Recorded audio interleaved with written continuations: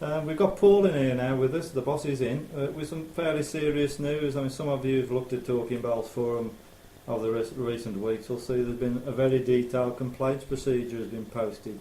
Can you explain, Paul, why that was necessary? You've introduced it as very serious news. It's more a case of cover your back. Forums can be quite playful places for some people, where people can go a bit over the top. And basically I try to moderate it as best I can, but some things slip through the net, etc.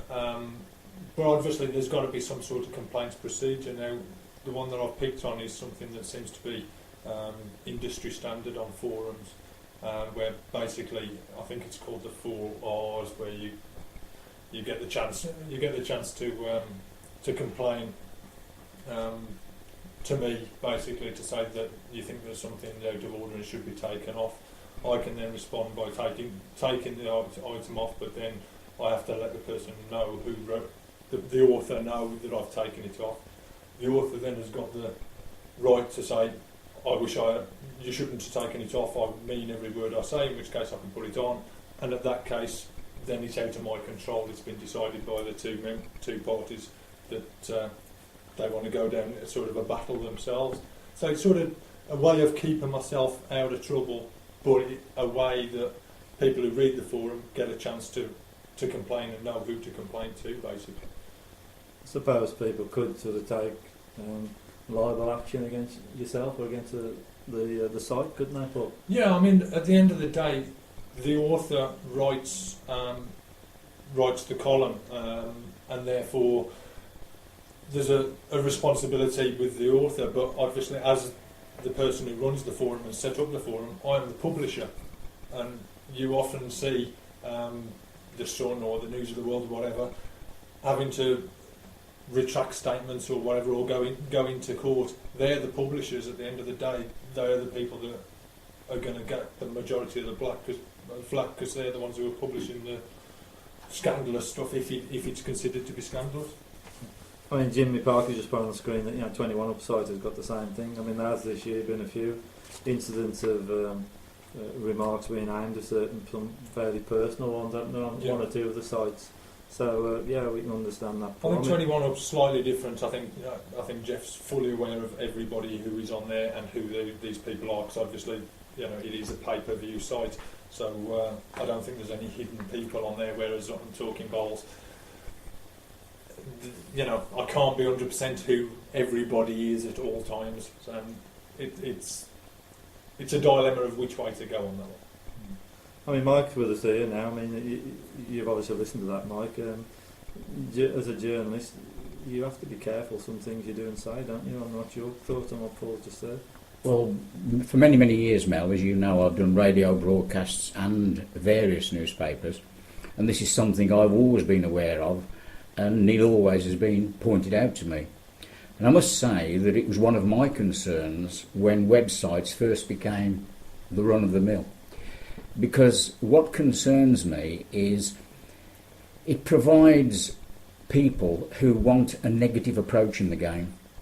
That worries me, particularly at this time. What we need is people with a positive approach.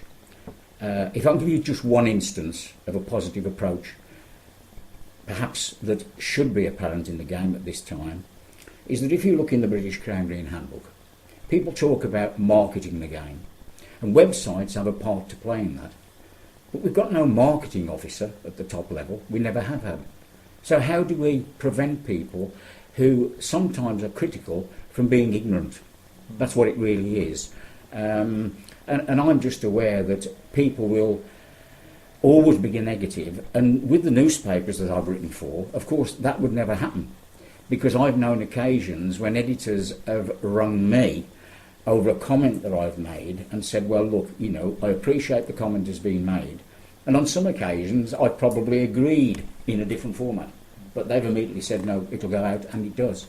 So, I think support is important, not the negative issues, if you like. Okay, so Paul, you're happy with what you've put on there then? You covered your back now? Well, never 100%. Like I say, that seems to be an industry standard.